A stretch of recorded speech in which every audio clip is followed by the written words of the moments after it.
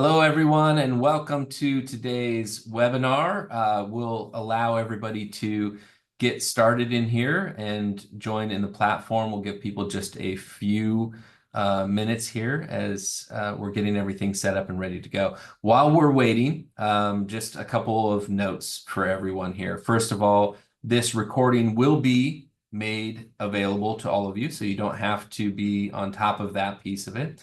Also, we have some questions. I have some questions for these ladies.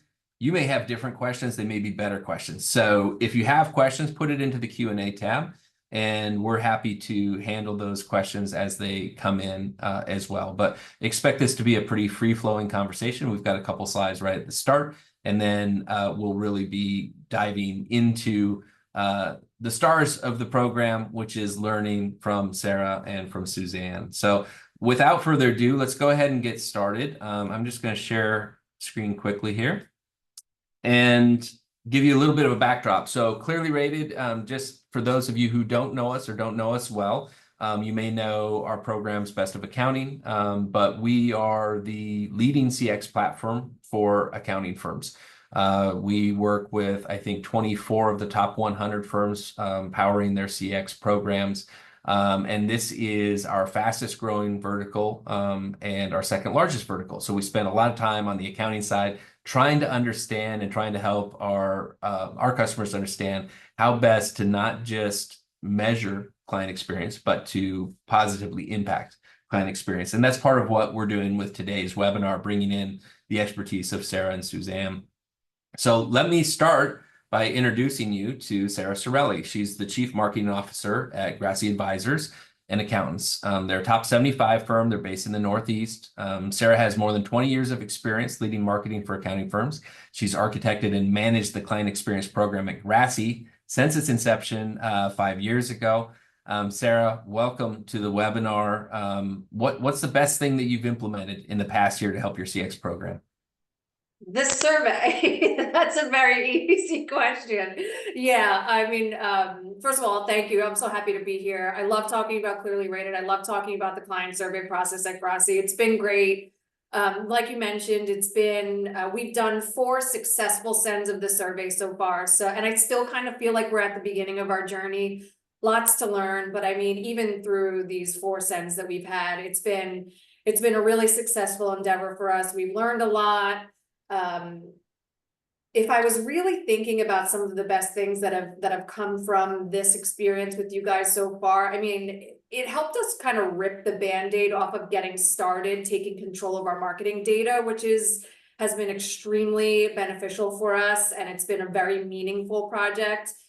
It's obviously revealed a ton of new business opportunities that we weren't aware of. It's helped us recover from a few different issues that we weren't otherwise aware that we needed to solve, and so much more. And obviously we look forward to presenting these results to our managing partner, our practice leaders every year. It's been a great experience so far. Well, thank you. That's I'm looking forward to unpacking that. And one of the things that you talk about is sort of the retention piece, right? And since we're talking about CX as it pertains to growth of the firm, the first thing to remember is that the best way to go forward is to not go backwards. And then there are some interesting things that come out of this. People oftentimes will only think of this as like a retention and a satisfaction driving tool and exercise. And there's a lot that you can do to really impact the new and the expansion side of things too. So we'll talk more about that as well.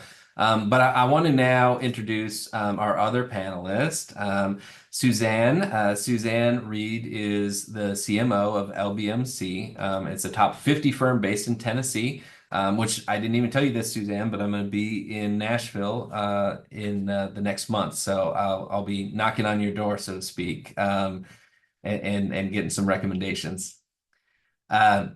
Suzanne's firm offers a wide range accounting advisory. They're actually also one of the few firms that is formally in one of the other large verticals that we serve, the staffing space. So they have a pretty full suite of services that they provide to clients. She has more than 30 years experience leading marketing strategy execution within the financial services and professional services industries. They launched their first formal client experience survey this past year. under the direction of Suzanne and her team. So Suzanne, welcome. Thank you so much for joining us. What was the biggest surprise that you had in launching the program this last year? Well, first of all, thank you for being here. I'm excited to be here with you and Sarah and help share. And I'm eager to learn from Sarah, like everyone else is, I'm sure. And probably the most important, or the biggest surprise, and probably the most important surprise is the willingness from our leaders to really get this information, because in the past, it's been a little bit of I don't know if I really want to know.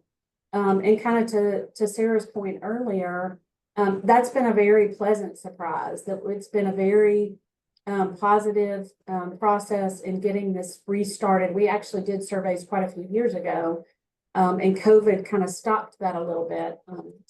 I think we'll talk a little bit later about timing, but I've been pleasantly surprised by our leaders' desires to really hear from our clients and to put this together and kind of kick off a true client experience program.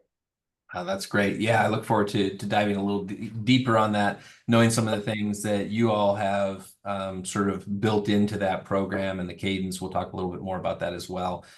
Just as a backdrop for those on the call, just a quick overview of CX. And so, CX, the way that we define CX, which is admittedly sort of looking at how everybody else defines it and then taking the pieces that resonate the most for us in the professional services environment.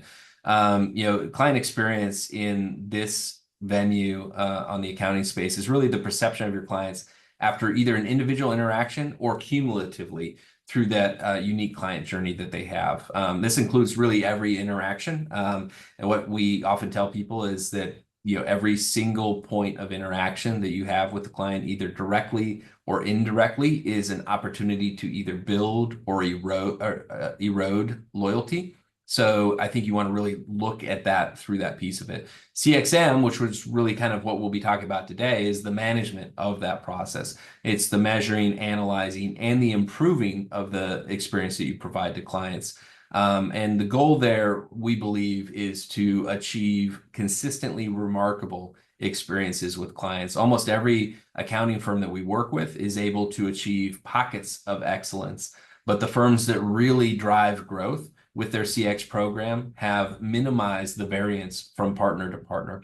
There is a codified view of what client experience looks like at the firm level, and then the execution of that may differ slightly from partner to partner, from professional to professional, but it is really still in service of this broader view of the client experience. So how is that measured? There's really three ways that typically get measured on this. Net Promoter Score, which is the method that we believe makes the most sense especially for professional services. It's just how likely are you to recommend our company to a friend or colleague. It's on a 0 to 10 scale from not likely to extremely likely. And it really splits it into three groups: promoters, the 9s and 10s. For those of us that have some consumer packaged goods in our past, that's also top box. And so your 9s and 10s are your promoters, your 7s and 8s are your passives. This is a very fertile ground. We'll talk a little bit about this with our panelists here in a few minutes. These are people that are satisfied but not loyal. And they start to really pay attention to the direction of their scores year over year or multiple times throughout the year.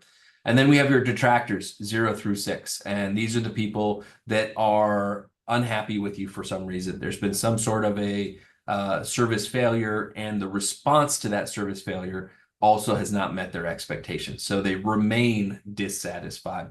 And we'll talk a little bit about that group. Net Promoter Score is simply percentage of promoters minus percentage of detractors. That score could be 100, everybody loves you, to negative 100, everybody hates you. And I think both of our panelists will agree, both of those are nearly impossible. You'll never have everybody loving you. You'll never have everybody hating you, because you'd be out of business.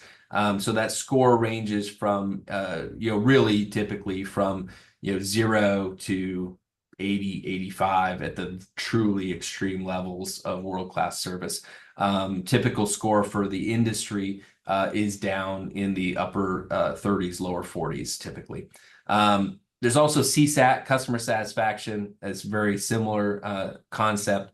Customer effort score. How easy was it to work with us?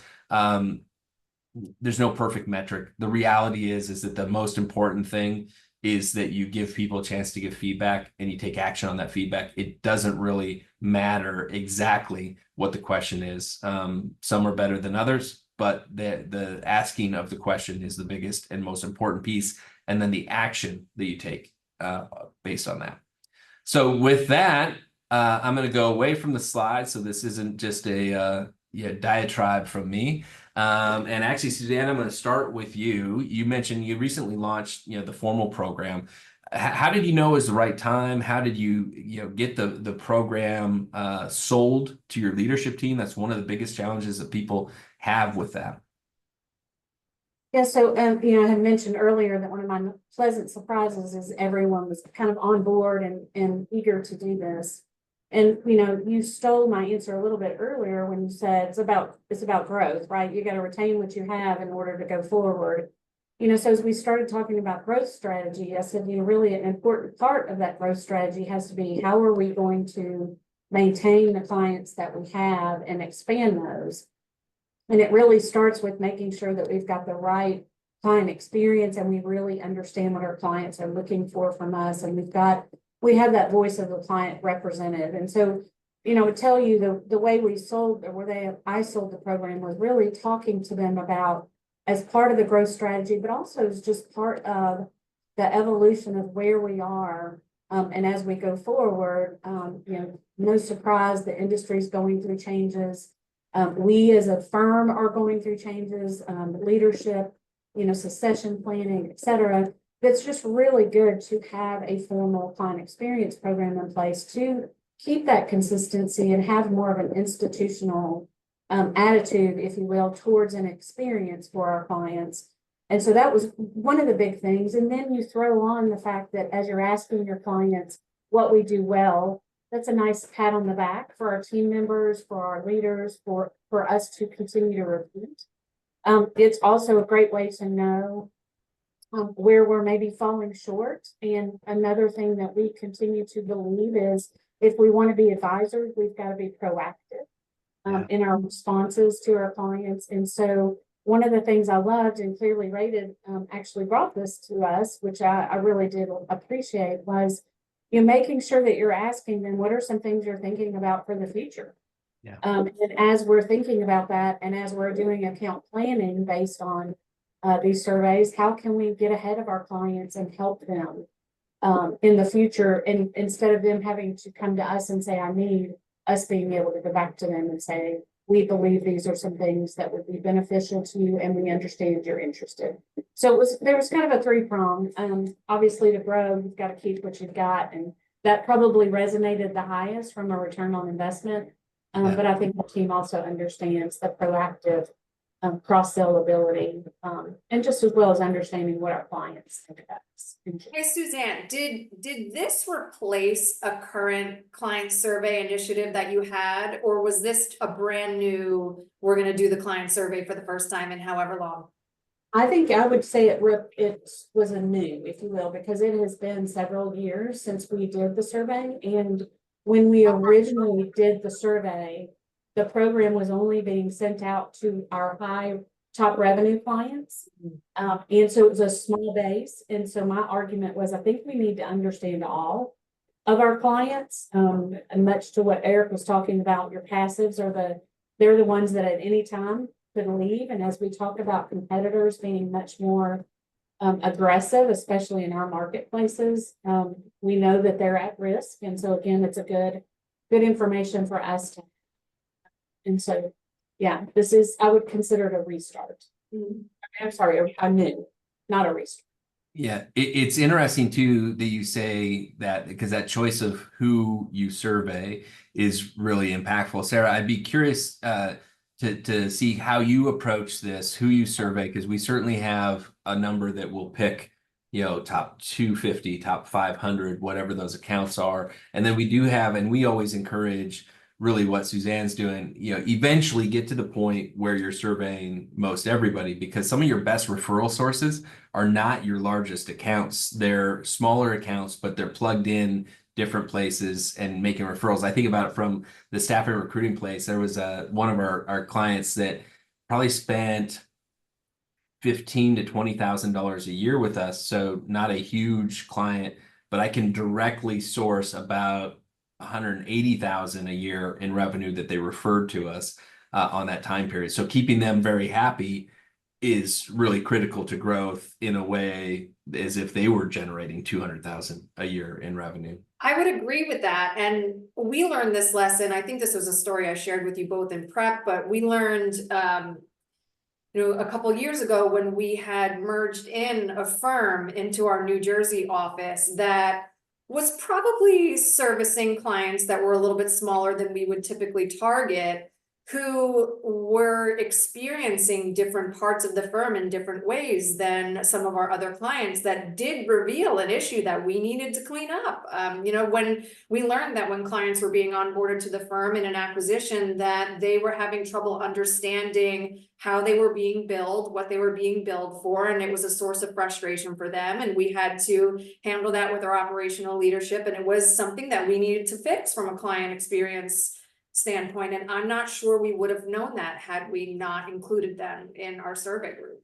Yeah. So one of the barriers that keeps people from doing that is the further they go into their client base, the less confident they are in the actual data. And you mentioned a little bit that one of the benefits of this was, if you have to clean it up for the survey, now you actually have clean data to use for all of your other marketing initiatives as well. Sarah, talk a little bit about what you learned during that cleanup process, maybe any advice you have for other people that are concerned about that. Yeah. How that looked. Eric, this is an important question, and I'm going to answer it as real as it happened, because it wasn't a fun experience. It was a challenge that we had to overcome, and we knew it was going to be, and I didn't want the challenge of getting our data in a place where we could do this hold us back from doing it at all. So we kind of just had to bite the bullet and go for it. And thank goodness we did, because when we were done, we were in such a better place, and had we not done it at all. So when we first did the survey 4 years or so ago, it was the first time I had ever been a part of the client survey at Grassi. The firm had done it previously, but we learned all the same things that I'm sure everybody else on this call learned. The majority of the contact information we had were for the billing contacts, and not the people that should actually receive the survey. And at that point, Grassi was so far from like the data nirvana, where all of the systems speak to each other and the data is, everything we're all working towards. Yeah. So at the time, so we were so far from that. We're still obviously working on it, but we did what we needed to do, right? So we pulled the list of clients that we knew we wanted to survey. We chunked them up by partner, and over the course of 3 days, we ran a data clinic, as we called it, and we just cycled partners in and out of the door, and we sat hip to hip, and we went through it. And it was just one of those projects that nobody ever wants to do, but by the time you're done, you're happy you did it. We bonded with each other over the misery. Like, it was just fun. And it was a great project for us. And then by the time we were done, we learned, I don't even want to tell you a scary percentage of the contacts that we had identified not receiving any information from the firm, no thought leadership, no firm news, were not tagged or segmented properly. Overall, it was just a wholesome experience for us, but it almost held us back from doing it. But it's something we had to do, and we ended up in a better place having, and now moving forward, we're in a much better place. The second year was so much easier, and we learned a lot from it. Yeah, it's one of the things that I keep pushing on our product team, and actually Ryan Salo, one of my former peers, is on this call as well, and so I'm sure she'll be smiling as I say this, but the data cleanup, if we can help people, because it's not like it goes away, right? The first time's the hardest, but that data hygiene is important, and it decays every month that goes by. It's going to decay, and then it requires a fix. And so I do think that that's an area to really continue to focus because garbage in, garbage out, right? And And so you know what's funny too, Eric and Suzanne, that when we were going back and forth with you guys trying to decide whether or not we were gonna do this or not, this issue or challenge or opportunity, I should say, was the first thing that led us to IntroHive. So we were, as a firm, initially attracted to IntroHive, not necessarily because of its BD juice, but because there was, you know, the feature that could potentially plug systems into systems and clean up data and save us a little bit from that headache. So it was funny that that's what led us to IntroHive many years ago too, which we now use as a firm and love dearly, clearly as well. But that's just an interesting connection of the all. That is interesting because we probably done in reverse. We use the IntraHive to give that first list out to our shareholders and use the relationship scoring so that we had a justification for why we were pulling, who we were pulling, and it made them go, why am I on there? Why are they on there, not me? And so it gave us a good discussion point to really help them think about why it's so important to have the right names in the right places, so that it was an educational conversation as much as a get the right information in the right spot. And it was a good conversation. And I think we had a few what I would call star pupils that we know now who some of our shareholders are that do a really good job. And we can point to them. And then we know some that we needed to clean up quite a bit. But to that point, we went ahead and bit the bullet and got it cleaned up. And I think we have a much better database because of it. Absolutely. That's a brilliant IntroHive use case. I didn't even think of going in reverse. I can't wait to talk about that internally. I love that. yeah, it's probably a great exercise to go through at least annually, right? To sort of see, are these the same ones? Because you have the same question about, are they the right ones to survey, but they're also then, are they the right ones to be receiving other marketing communication, everything, right? Absolutely. So Suzanne, you opted to survey on a more regular basis, so not just one time a year. What we see a lot of times is a relationship survey one time a year, which is what Sarah and her firm are doing right now. You guys are going out on a more regular cadence throughout the year. Talk about why you chose to do that and what you think are kind of the trade-offs there. Well, last year, I think our thought, and again, our first survey to all dropped in May, but we, prior to that, kind of as a proof of concept, did some, what I would call ad hoc surveying for practice lines in order to get some direct feedback related specifically to projects. And what I think has been valuable about that is I think everyone can kind of see the difference when it relates to a specific project versus just an overall, what do you think about LBMC? And so I think there's been a lot of power in us having that. On a going forward basis, it's also given us the information to be able to say, what are we doing with that ad hoc?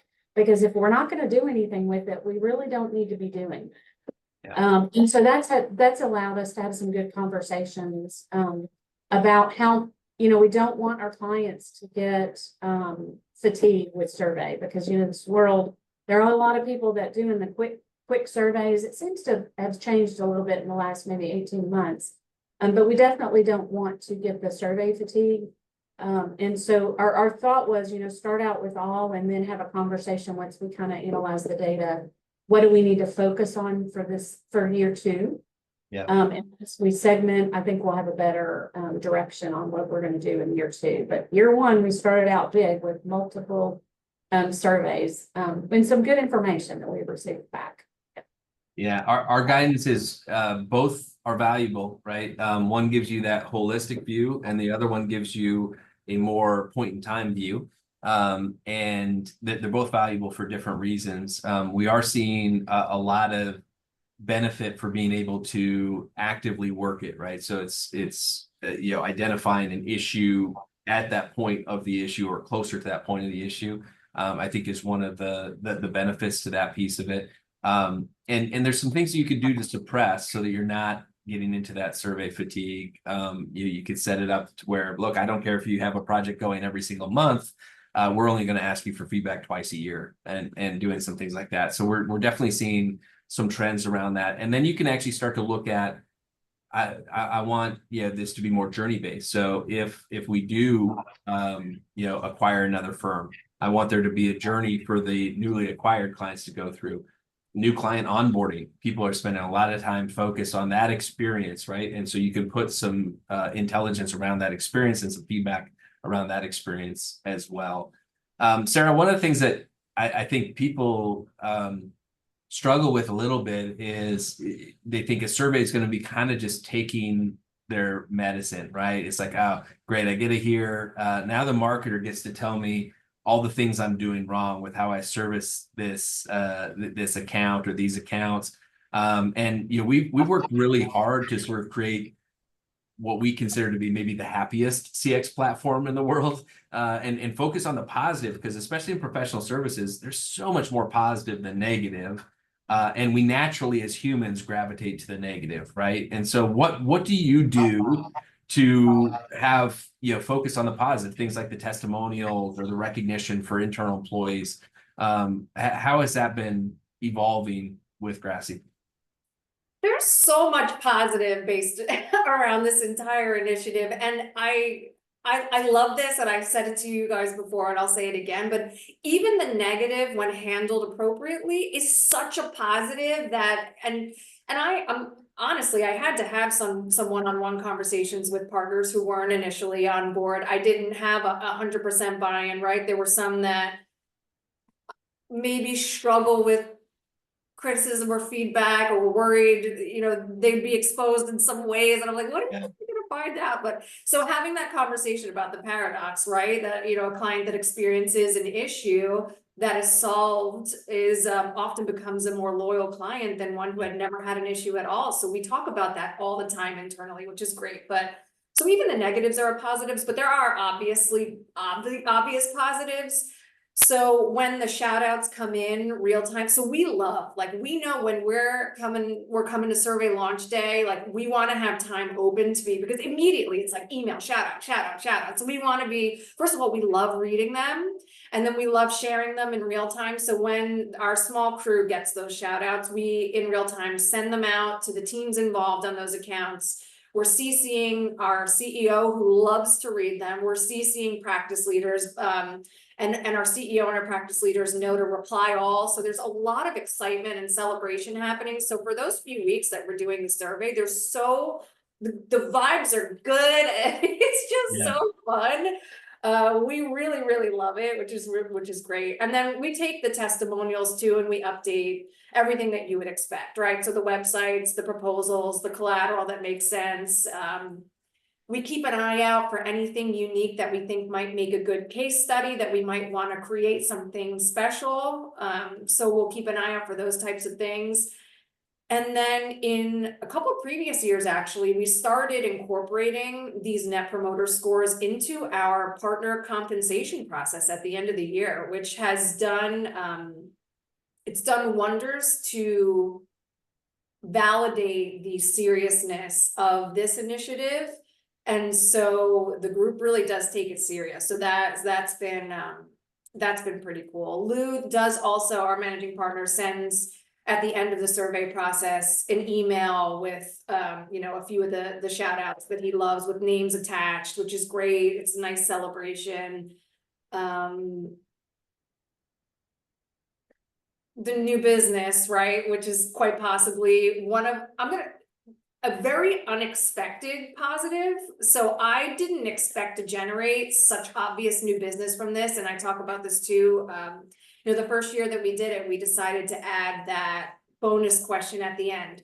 Is there anything that Grassi is currently not providing you with in terms of service? Maybe something you're getting from another firm, maybe something you wish we did that we didn't do. And the first time we did that, we had something like 30 or so actual live opportunities that came in through that, our clients asking us for additional service, which was mind-blowing. That was obviously Lou's favorite part of the presentation when we presented the results to him. And by the time we presented it to him, they were actually pretty incorporated into our pipeline process and far enough along to really show value.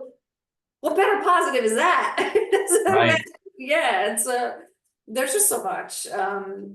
One thing I do wish we were a little bit better at, Suzanne, I'm not sure if you guys, how you're going to experience this or have experienced it. I wish some of our people took their own shout outs and their own feedback and did a better job sharing, like on LinkedIn. I think we could help guide them through that a little bit better. We haven't really nailed that down yet, but maybe this year. Yeah, Suzanne, have you guys gotten to that point yet, or is that further down the road? That's further down the road, because Yeah. I think we're obviously still ingesting everything. And so we have done the similar of forwarding on the shout outs immediately to the teams, and letting them kind of do their recognition within their groups, making sure that the CEO is aware. And then he's also sending a personal note to each of the ones that have received shout outs from the clients, just to say thank you. We will then use them in the company, obviously, to promote individuals. But the social media things will kind of come later. We're celebrating our 40th anniversary. And so one of the things we wanted to do was kind of use some of these, some of the feedback and some of the positive comments we've gotten within some of those pieces that we do later in the year. I love that. Yeah, from one thing that I'll challenge this group and any of the participants on, just post one shout out to LinkedIn and see what happens. Because what happens is you can post a shout out. I just did this the other day, honestly, more to make a point with somebody I was talking with. But one of our CSMs, Zeta, had this great shout out. And so I posted it to LinkedIn. I tagged both our company as well as Zeta personally, and it went from my personal LinkedIn. And I cannot tell you the amount of interaction with that comes, because you're getting, and so you had a bunch of her other clients that are connected to her. They're like, oh, we love Zeta. It's great. And what a great thing to see, right? You're basically, it's like the best humble brag in the world. So share that stuff externally if you get a chance. We want to also talk about some of the challenges, and one of the biggest things that we're seeing, and it's on a multi-year slight decline, is response rate. Everybody's challenging with it. The average B2B response rate is all the way down at 12.5%. Our average is still over 20%, but there's a lot of variability within that response rate view for the accounting firms that we work with, and a number of them are struggling down in the sort of 10% range, while a few of them have sort of capped off above 30%. So Suzanne, I know that was one of the things that you were maybe more optimistic, and we probably made you more optimistic on that maybe than we should have, but that's been a challenge. What is your goal, and what are you trying to do to kind of move that in the right direction? Yeah, so I was very Pollyannish about that. I think I said, we're going to hit 40%, right? Everyone's going to respond and we're going to get 40%. We're closer to, we're at the 11-12% now. So I'm pretty proud that we've gotten that number up, but we're shooting for 20, and we're not going to give up until we get 20. But I do think it is interesting that you would think that clients would want to give you, that 5-minute time to give you some feedback. But we're finding that that's not true. We are seeing a bump though when our leaders send a reminder out. And so of course we've focused on doing that. I will also tell you our ad hoc surveys, we got 100% response rate. So it's very interesting, seeing those two, but I think it's also, and I have a CEO who's very supportive of this. We also think there's a little bit of an engagement factor there. If they're not willing to fill that survey out, is that a message? Yes. So we're taking that very seriously too. So we're going to be spending more time and more energy around that. And I'm not coming off my goal of 20%. We're not stopping until we get to 20%. That's great. Then Sarah, you talk about it from what you all have experienced. Yeah, I have a question too, Suzanne. Did you, so something that I think we've done 2 or 3 times now, not every time we've done the survey, is do you send pre-survey communications letting them know that the survey's coming, letting them know that we're gonna read it. So, because I remember the first time, right, that we sent the survey out, we had a couple detractors come in, and when our partners responded to these detractors immediately, they were like, oh, it was almost like they didn't expect anybody to be reading it. So we're trying to let them know, right, that we read these, we take them seriously, we value them. Please fill it out. Yes, if you do that too, okay. Or you did Well, that.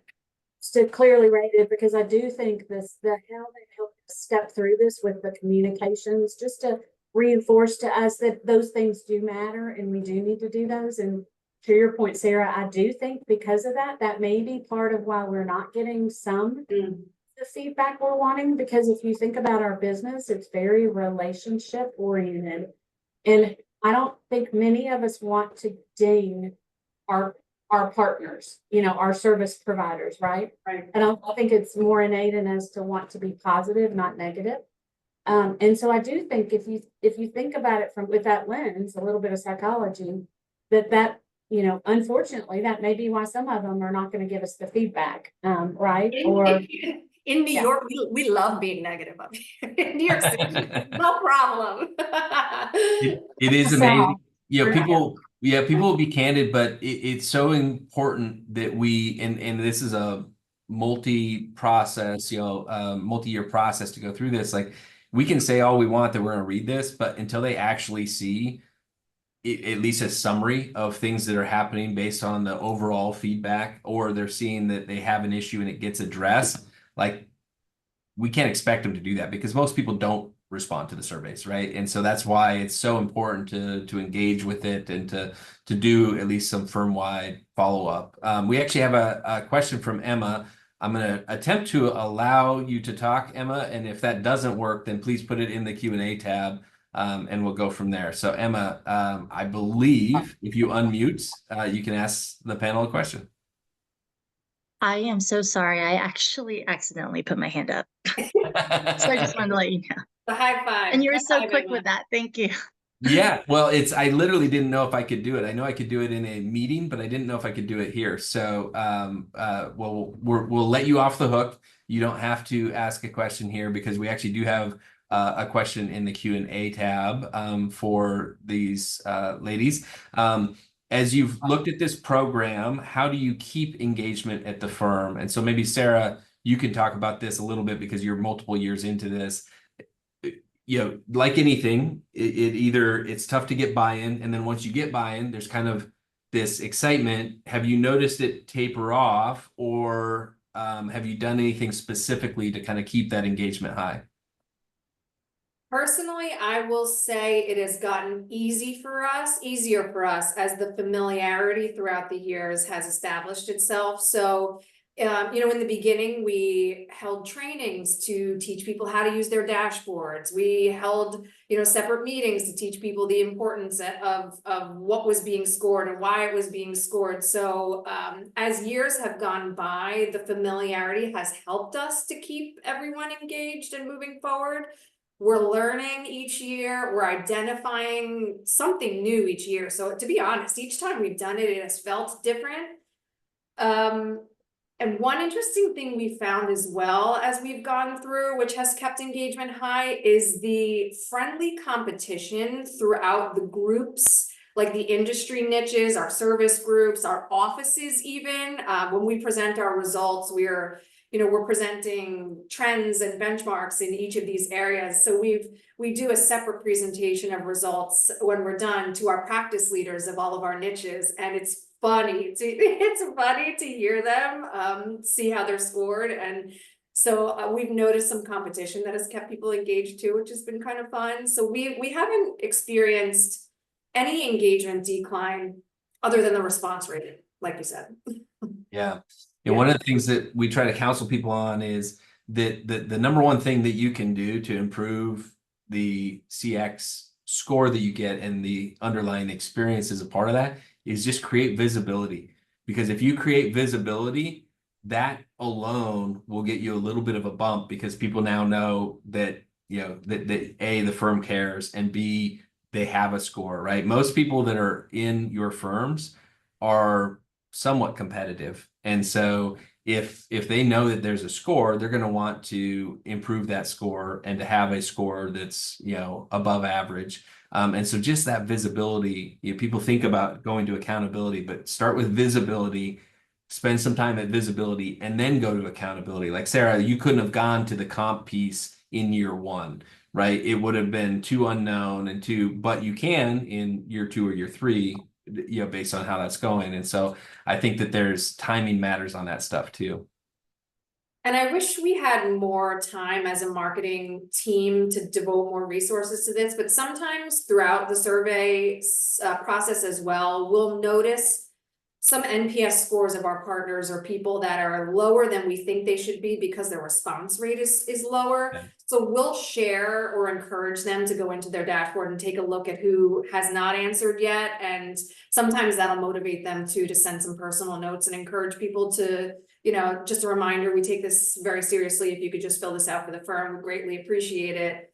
Motivates them sometimes. So that's another little thing we do to boost engagement. Yeah. Yeah. I think that one of the biggest misnomers that often happens is people look at response rate and they say, okay, well, Suzanne, you're responsible for getting a high response rate. And that's not right, right? I mean, you have some influence based on the process and what you do, but the real influence drives from the people that have those relationships. If they reach out and passionately are asking, hey, this is really important to us, it'd be a favor, good, bad, otherwise, I want this feedback. That's when the scores, that's when you get up, you know, response rate 40, 50%. Agreed. We see a bump every time they reach out. So I want to talk a little bit about the detractors and the passives. Suzanne, I think as you've rolled this out, you all are really already doing quite a good job of taking action in the moment, on the fly. And because you're going regularly throughout the year, you can kind of develop an operational cadence on it. It's not, you don't have to sort of start and stop on it. So what is working on that? How do you approach that if you get a detractor score or even a passive response? You said on the prep call kind of scares you a little bit, right? Yeah, the passive group is the group I feel like we're going to end up spending the majority of our time on. You know, that's the group we want to segment out and try to figure out what's the commonalities, are there industry commonalities, are there market commonalities, or, you know, even shareholder commonalities? What are our service commonalities, if you will? So the detractors, I agree with Sarah, you know, how we recover is really going to be kind of our character, if you will, for that. And, you know, we all make mistakes, but I think if we can recover well, that would be more memorable. And actually, I think those clients will end up becoming more loyal with us than even maybe some of our, you know, if you will, promoters. And so I like to jump on those detractors. We jump on those immediately. And it is interesting, you know, a few times we've actually heard, I just talked to that client. I had no idea they were upset. And so I remind them that sometimes a third party asking the question will get you a little different response because of how the question's asked. And they feel, again, we're relationship people, right? It's hard to say something negative to somebody's face. Yeah. And so, you know, that's why I tell them it's nice and it's important. It's great for them to follow up on service, but it's really good to have this survey as an additional data point, if you will, for the relationship. Well, yes, a lot of attention. And how you recover matters so much. And even well-intentioned, you know, I've had examples where I've been on the call with someone and they'll be like, well, yeah, we struggled. We got this low score because they said that we hadn't been responsive. And so I reached out and I said, hey, you know, Julie, I saw that you gave us a low score and that you were concerned that we haven't been responding to the emails, but I feel like, you know, we've been really responsive the last couple months after you told us that was an issue.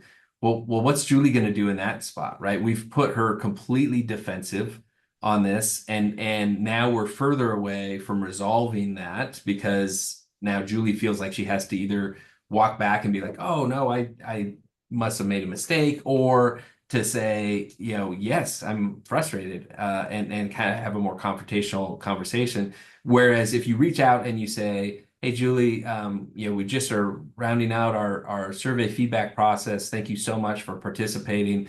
I saw that there's still some issues around the responsiveness, and I just want to make sure that we have the right path going forward, because you shouldn't have to deal with that. I'm really sorry that that's been an issue. Can we set some time and just talk through? I've got some ideas on how we can do better at that, but I want to make sure that they align with what you want. It's a very different conversation, right? Because what we've done now is we've pulled the two of us on the same side of the table, and we're working together to find the resolution, as opposed to the other one, which sort of requires the client to defend their view before we ever dive into how we might fix that. Sarah, I want to make sure we're running close on time here, and there are a couple questions in the Q&A. So, but I did want to get to this question. You have maybe the most robust presentation to your firm leadership that I've seen. You shared a kind of a clean version of that with Suzanne and myself. Talk about how you present the data. What are the sections of that report that are most impactful, that resonate most with your leadership team? Yeah, and I want to offer too, that was a good exercise, scrubbing all of the data throughout that presentation. So if there's anybody on here who does want to see that or wants access to that, I'm happy to share, and I'd be willing to answer any questions as well. So the presentation is awesome.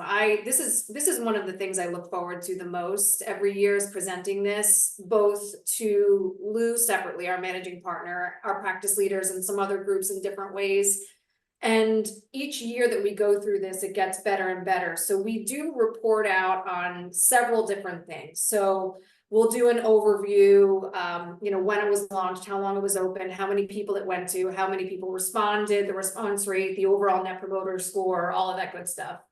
Whether or not we qualified for the best of accounting recognition, however many shout outs or testimonials there were. So we do a nice overview, and then we get into the comparisons. So we compare how Grassi scored related to the rest of the industry, which is good. We'll go through some of the industry trends. We'll do some year-over-year benchmarking on how Grassi has evolved throughout the client survey process.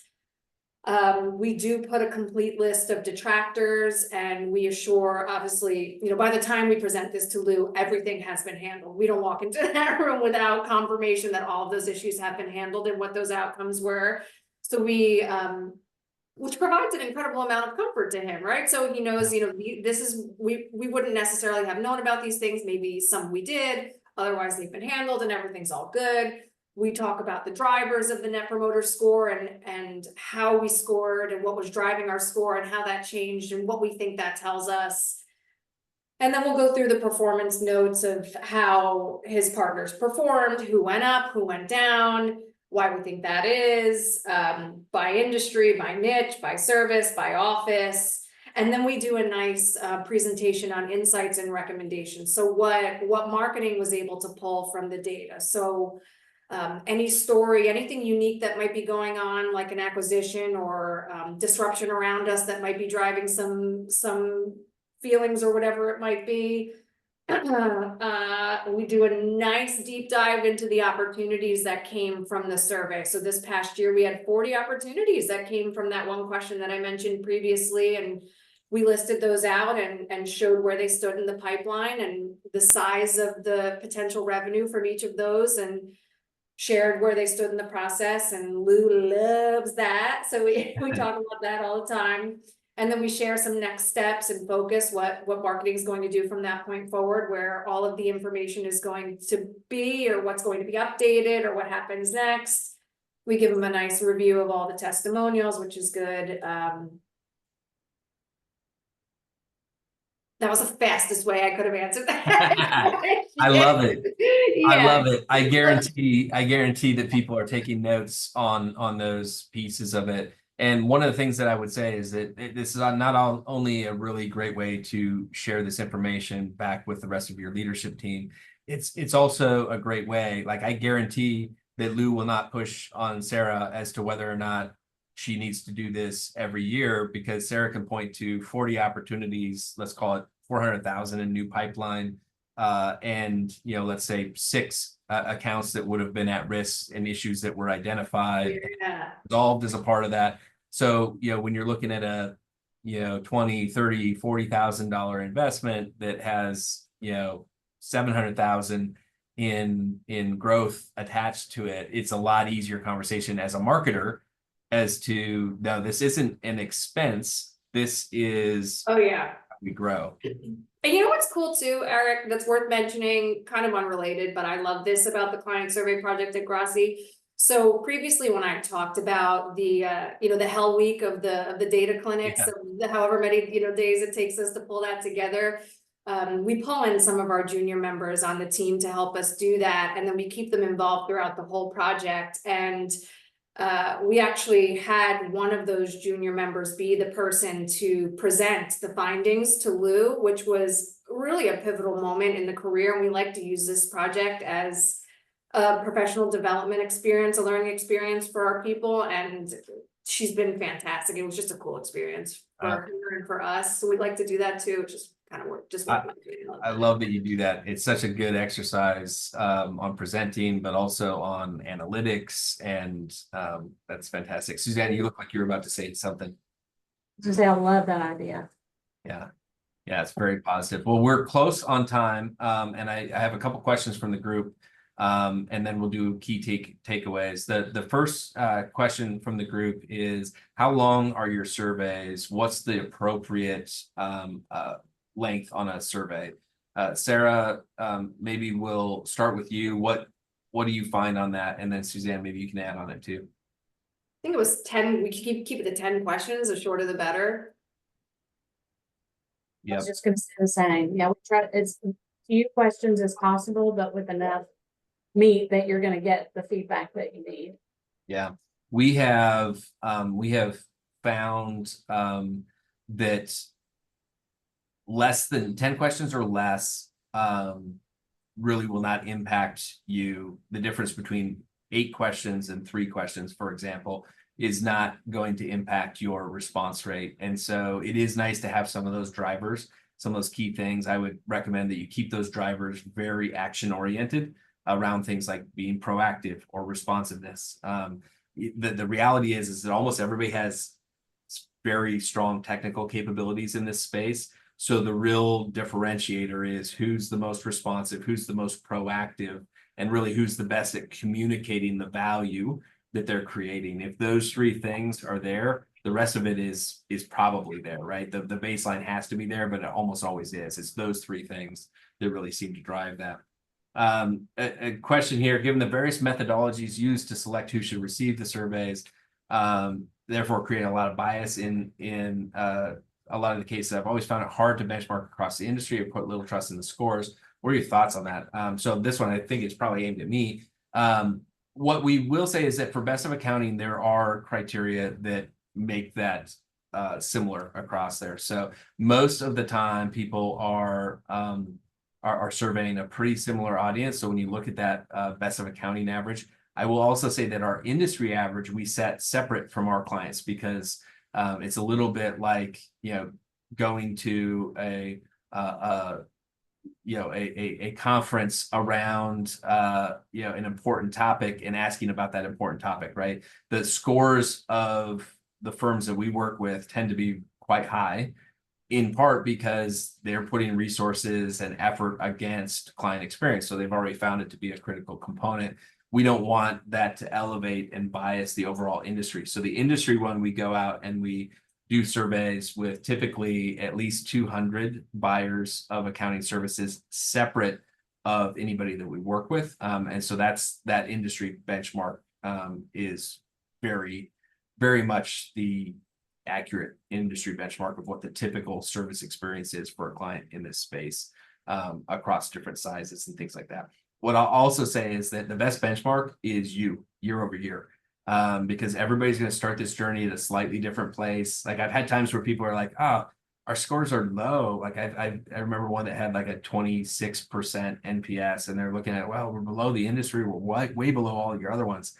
And what I told them is like, that's kind of great news, right? Because whatever growth you've achieved, you've basically achieved it carrying a little bit of a service anchor. And if you can remove that anchor, you're going to be crazy fast. And so, you know, in some ways that's better than a firm that surveys for the first time and they've got like a 75, because basically, yes, you need to now get credit for that service, but you're not going to go up from a 75 much, if at all, right? So that matters a lot. I want to take the last few minutes and Suzanne, we'll start with you. You know, any cost has to be justified. We talked a little bit about the ROI piece of this, but you know, how do you justify the cost to your firm? What are some of the key things that you communicate to, and again, whether it's with ClearlyRated or somebody, there's going to be a cost associated with it, no matter how you perform this. How do you justify that to the leadership? And again, I think it starts with, you know, what are our strategic initiatives and imperatives? And if growth is one of them, then, you know, a big part of our growth has to be retaining what we have. Yeah. Your most profitable growth is typically expanding your current client base. So with this survey, when we use it appropriately as part of our overall client experience program, we're hitting two of those things that are going to help us with those growth imperatives. And then I think the third is just, as marketers, having the voice of the client involved in our content and involved in our accolades and being involved just in our overall, you know, posture of how we talk about the firm. And I'm excited to get to where Sarah is, where we have some trends too, where we can see consistently, we're constantly said, you know, LBMC, here's my needs. You know, I'm eager to get to those points. So I think the ROI really feeds very much into, you know, it's just a piece of our growth in our future forward firm, if you will. So Yeah. I'm blessed here, though, to have a CEO that was very much on board with this. So I'll be honest, I didn't have to do a whole lot of ROI. And so I think that's a positive too. Yeah. I think that that piece of it today versus even Sarah, when you guys launched the program versus even 5 years before that, like we've seen CX just grow in not only importance, but also an understanding of how that can impact firm growth in the 10 plus years that we've been focused on the accounting space. Sarah, I'm going to give you the kind of the final word here. What are your top 2 to 3 kind of points of advice that you would share with the audience to ensure that you have a CX program that really delivers value to the firm and not just sort of a check the box? We did, everybody does a survey. We did a survey. How do you avoid that, and what kind of has worked for you? You phrased it perfectly. The first thing I would say is try not to be too exhausted executing the survey, that there's no energy left when you're done to work the magic with what you've learned and what you've gained with the survey, because that's where so much of the value is. And there's so much to be done with what comes out of the survey. So save a little bit of energy for after. And then, you know, what I'll say is be open to positive surprises, like new business generated. And I will say, when the survey project was brought forward, it was something that marketing was asked to do. It was identified as an initiative and marketing was asked to do it. And at the time, I wasn't thrilled. I wasn't psyched. There were other priorities at the time that we were working on, and it felt like something that I wasn't ready to do it. There was a little, I had to get myself jazzed to do it. And I would just say, be open-minded to what you're going to learn and how much value is going to come, how much, for us, the new business generated, how much it was able to fuel those other marketing projects that we were working on. And it was such a nice supplement to the things that we had already had prioritized, which I wasn't expecting either. And then the better you do, you can use it as leverage to get those other things you want, Yes. which we're happy to do too, because it's so obviously a positive project that has been valuable. So we use it for a little bit of leverage, right? Yeah, that's great. Which is great. It does, when it has such a clear impact on the growth, it does help the marketer have a stronger voice for other things that will have a big impact on the growth. Well, we are at time, even a minute early, so I want to make sure that I hold to that. Anybody who's ever been in any conversation with me knows that that's a rarity, that I actually get out on time. And so I want to be cognizant of everybody's time, and especially yours, Sarah, and yours, Suzanne. Thank you so much. What a great conversation, and your openness, and you're willing to be leaders in this space. And share what you've learned is so appreciated. So thank you, everybody. Thank you, everybody, for being on the call. If we didn't get to your questions, please feel free to reach out. And I'm going to offer up Sarah and Suzanne as well on LinkedIn, or to me directly. But we're happy to answer questions as they come up, and looking forward to continuing to build a really robust community in accounting around CX excellence. So thank you for helping us do that. Thank you all. Thank you. Okay. Bye, Bye, everyone. everyone.